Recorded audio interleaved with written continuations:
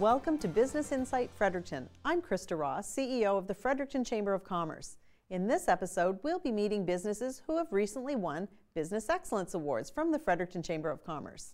First off, we'll be at My Closet Consignment, a clothing consignment store on Fredericton's north side, where their slogan is, "It doesn't have to be new to be awesome." My Closet Consignment.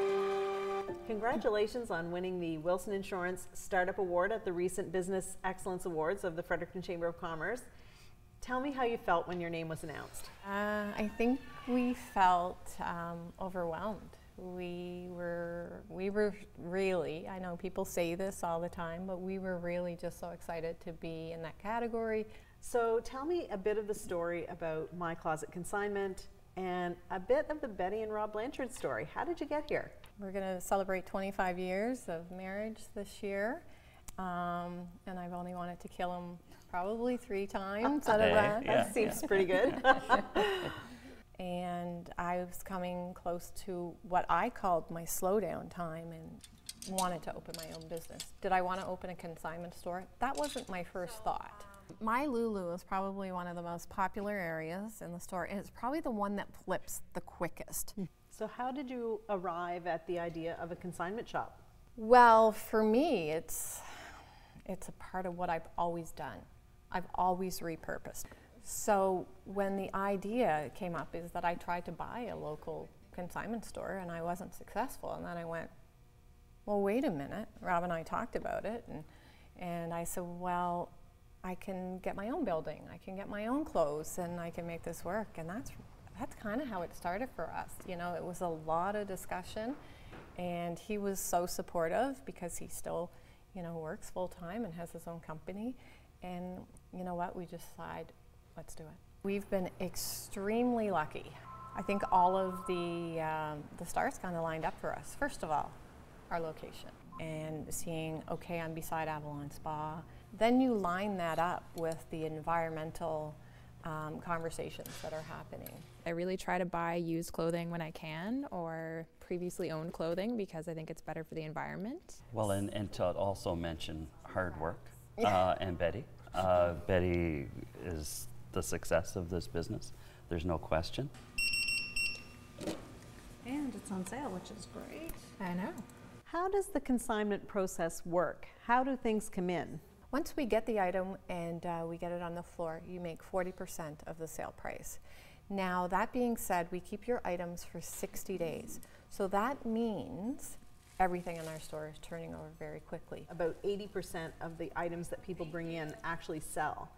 What do you do with the 20% that don't sell? Well, we donate to some very good causes. Some of those places are Leo Hayes, Opal, Transition House. UNB has just started a new Dress for Success program. So we're really excited about that, and we're really happy we can do that, that our consigners can do that, because it's not our merchandise that goes, it's our consigners. What are the challenges that are facing you in business and running a business with your spouse? Well, we do have challenges, just like any, as you said, just like any businesses, there are challenges that, you know, that we kind of look to organizations like the Chamber to kind of take on, and it's things that happen to us all at once. It's, you know, getting an increase in minimum wage, getting a new holiday, and having WorkSafe all hit you at the same time. Those are challenges that we can't deal with on a day-to-day basis. When you open a business and are quite successful, there are challenges that coming with success. So we felt that we had to really look at our business plan and make changes immediately. We were reacting to things daily that we didn't think about when we were creating the business plan, and but they were good things. Now, as for the challenges of the two of us working together, he runs his own company, and on a daily basis, he gets the Mayday call. The computer's broken. I need this done on the website. But it's really great that you both have different skills that you bring to the table that complement each other. Tell me about the economy in our province. How do you feel that the economy is impacting your business, either negative or positive? I think in our case it's a positive, right? Because here we are offering something for people to take advantage in twofold. You can sell your items and make money. But not only can consigners do well, but shoppers are shopping locally and they're buying trends at a much cheaper cost. Tell me about your business philosophy and a bit about your team culture. First and foremost, and I say this to them all the time, we will not save one life today. Let's do what we can do. Let's be the best at what we can do. And let's just have fun. We also know that our staff is a major key to our success. The day-to-day and interacting with our customers and kind of creating the environment that we want. They started coming to the store the first day it opened in September 2017. I was in here because I love to shop, so I wanted to be here early enough to be able to get the deals, and I did end up buying a beautiful Prada purse. And it was like one of a kind. What are your plans for My Closet Consignment for the next 1 year, 3 year, 5 years? Where do you see it going? The biggest thing for us in the last 6 months is that we've incorporated an online booking tool. So important because we are that busy.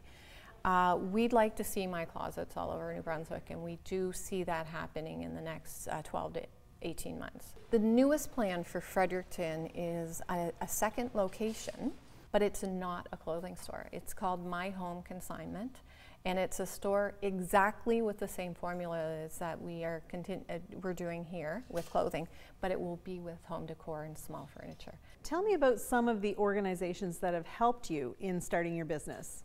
Well, originally I did a business plan for CBDC and met with them, and they really tried to help me focus and really drill down on a really good, solid business plan, together with a follow-up by the province of New Brunswick. Checked in on me and said, love what you're doing, and simply said to us, how can we help? But I joined the Chamber of Commerce, and it really comes back to, you know, just being a part of the community that helps small business so much. What advice would you give to someone who's just starting a business?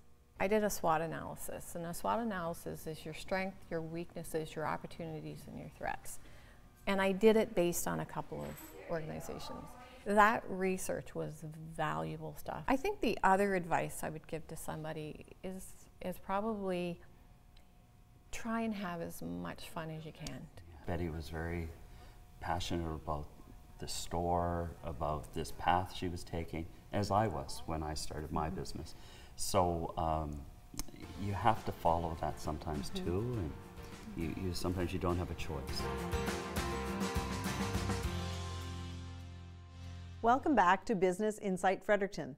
Next up, we'll meet Dan Myers and the team from the Crowne Plaza Fredericton, an iconic landmark hotel in downtown Fredericton. They received the Fredericton Chamber of Commerce Business Excellence Resilience Award based on their fantastic recovery from a succession of spring floods. With the Resilience Award, it's not a surprise. We know in advance who the recipient is. Tell me about how you felt with the atmosphere in the room when you were called to the stage to accept the award. To win that award, known in advance, we were very excited in-house, and all the staff knew, and we were going to the dinner, so it just heightened the excitement to be there for it. So tell me why exactly the Crowne Plaza won the award. Well, 2019 was 2 years in a row that we had the flood in Fredericton, so I guess there's part of us that feel that all of Fredericton deserves this award, so we're happy to represent all of Fredericton in it. It was a trying time, definitely, but we have an amazing team here that really pulled us through. So during the time of the flood, were there any interesting things that happened that surprised you, or things that caused even bigger problems than what you were already encountering? Well, each year we learn from the different floods and what happens, what we can do better for next time. And we did that after the last year. We did that after the year before as well in 2018, where I answered my phone at an time. Ended up dropping it because my hands were wet. Oh, Smashed no. my phone. But it's, it's one of the things that we go through. 2019, I was adjusting at one of the subpump hoses. Phone rang again. I answered my phone. The hose came off, and I'm soaked head to toe. So were you able to keep the hotel open and operating during that time? Yes, the hotel was completely open and operational. The only thing we didn't have operational was our parking lot, because it was completely underwater. Our guests were amazing throughout the whole thing, completely understanding. We arranged for a shuttle service from here with a partnership with Frex for our guests to be able to park there, and we shuttled them back and forth. Staff found alternative parking. But everything still ran. We had a couple cancellations just because of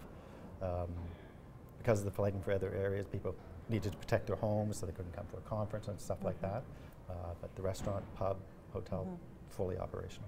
Sometimes in times of adversity, we really learn what our team is made of. Tell me about your team and how they rose to the challenge. Oh, I can't praise my team enough. They definitely know how to respond to this. As I said, 2018 was my first massive flood here, and I was blown away by the team members. Things just get done. They know exactly what needs to be done and when. So I'm going to depart a little bit from the award and the resilience, and I just want to learn a little bit more about the Crown Plaza Fredericton Lord Beaverbrook Hotel. When I was young, it was just known as the Lord Beaverbrook. Yes. So tell us how you came to be a Crown Plaza. The hotel was purchased by the Aquilini family in 1999. Tell me about the Aquilini Group. Who is the Aquilini Group? Based out of Vancouver, Canadian company. We own 10 hotels across Canada, a number of real estates, properties, dairy farms, blueberry farms, golf courses, and we're probably more famous for we own the Vancouver Canucks. Tell me a bit about the history of the hotel. Construction started in 1946 and opened in 1948 as a CP hotel. The Lord Beaverbrook. Our executive housekeeper, Nancy Pedersen, who's been here for 47 years. Wow. So anytime we want to know anything that happened in this hotel, we go see Nancy. Now it's beautiful. It was beautiful in its time. And of course, our rooms were much smaller back then when I first started because we had 212 rooms. So how many rooms do you have now? 168. So Dan, tell me about your role here at the hotel and how long you've been here. Well, I started here actually, it was coming up on my 5th anniversary.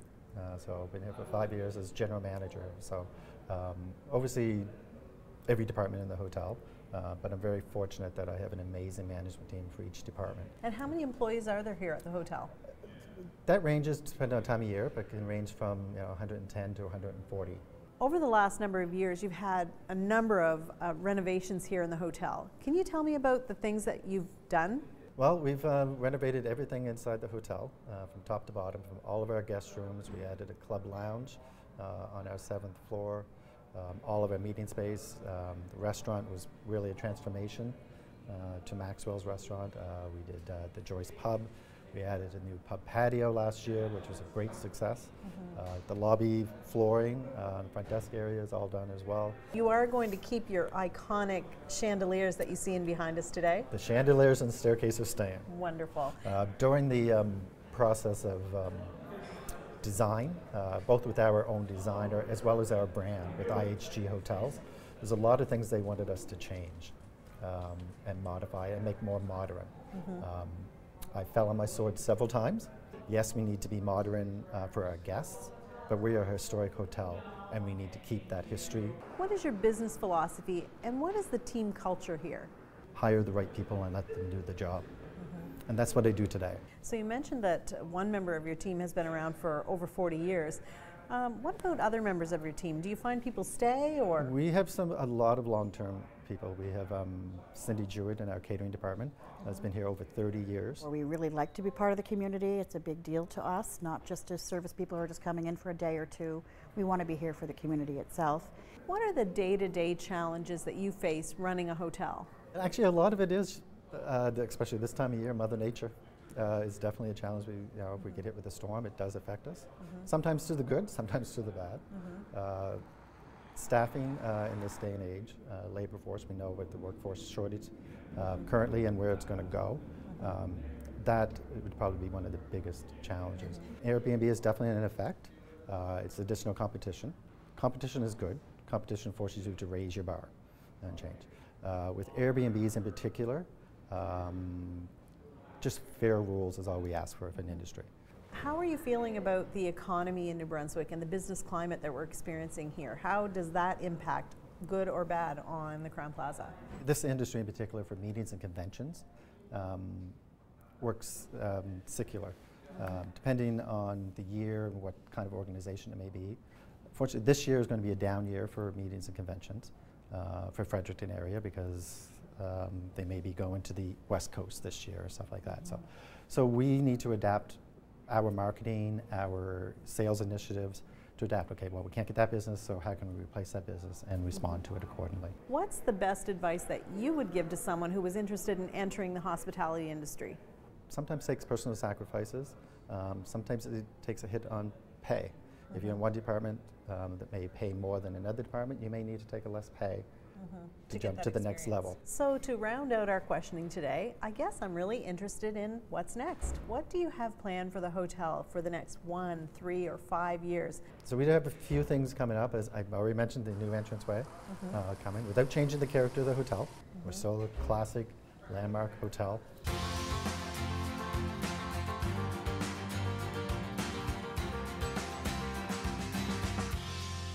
I'm Krista Ross, CEO of the Fredericton Chamber of Commerce, and you're watching Business Insight Fredericton.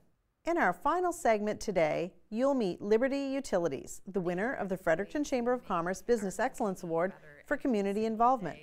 They're a large and growing employer who embodies community leadership and prides themselves in giving back.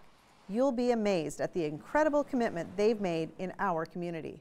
So how did you feel when you heard Liberty Utilities' name from the podium when you won the award? We were very proud to be recognized for that award because that, I think, is one of the most important awards there because as a business, yeah, you're in business to make money and sell stuff and employ people, but really it's your impact on the community in the end that has that gives you a lot of warmth. I've never been to an event like that where it almost felt like we were at the Oscars. And so when our name was announced, I was so happy for our team. It's such a team effort here at Liberty Utilities. And we're really proud to be recognized not only for the business that we do, but also for the efforts that we do in the community, that our employees do in the community. It's very heartwarming.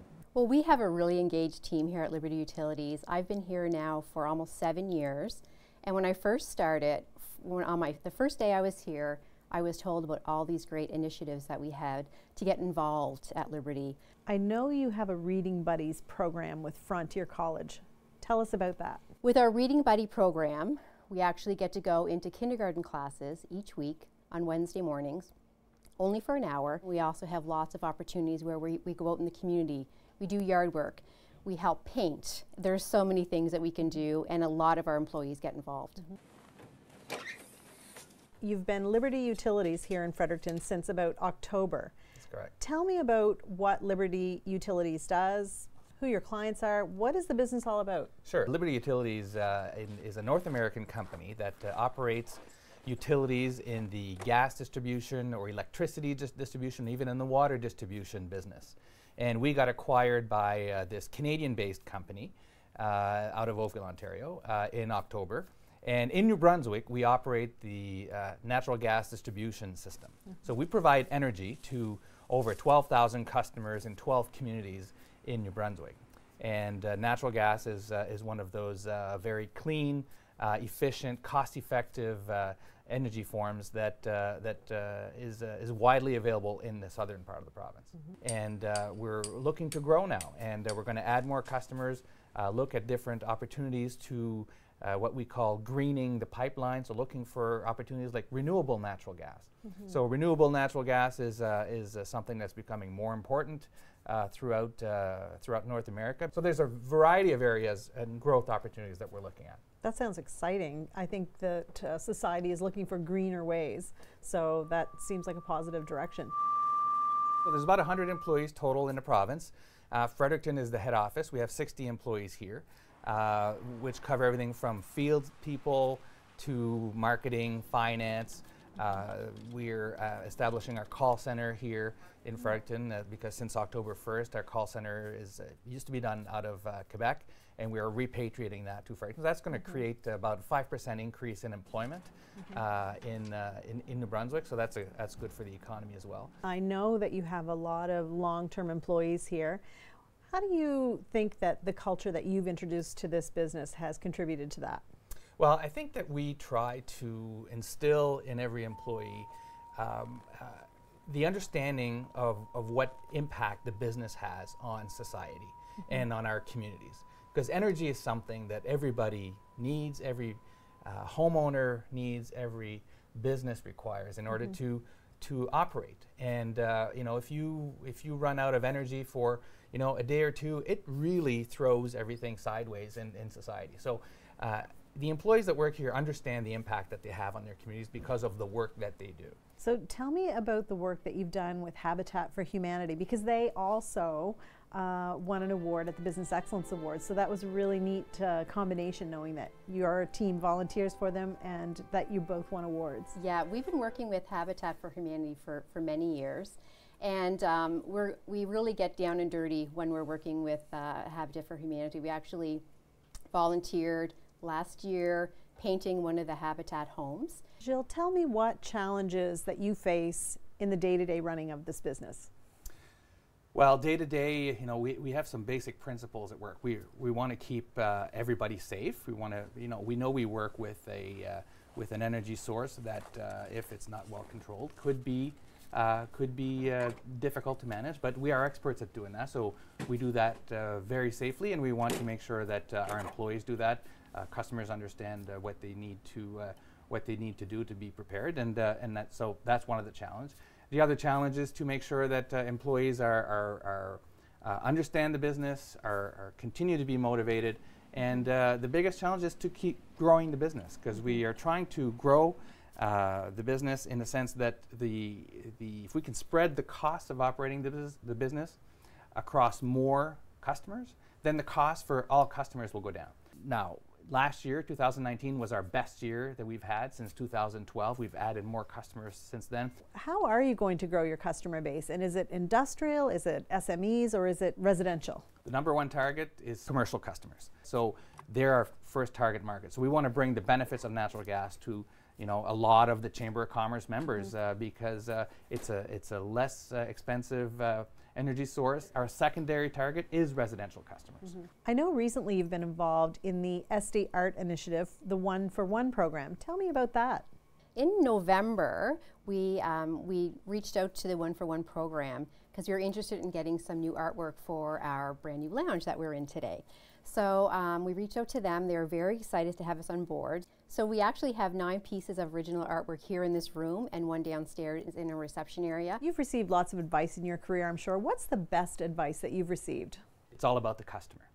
If you lose sight of the customer, you've already lost your way. The other thing is about creativity, is to be creative, as in think outside the box. When you're looking at challenges, when you're looking at opportunities, when you're looking at problems, be creative about it. Do you see any changes coming down the pipe for Liberty Utilities in the next little bit? We're looking again for growth opportunities in renewable energy, renewable natural gas. So we are looking at investment opportunities in New Brunswick for that. I think we're in a very good place to really take off. We're always looking for great companies with a unique story to feature on the show. If you have suggestions, please get in touch with us.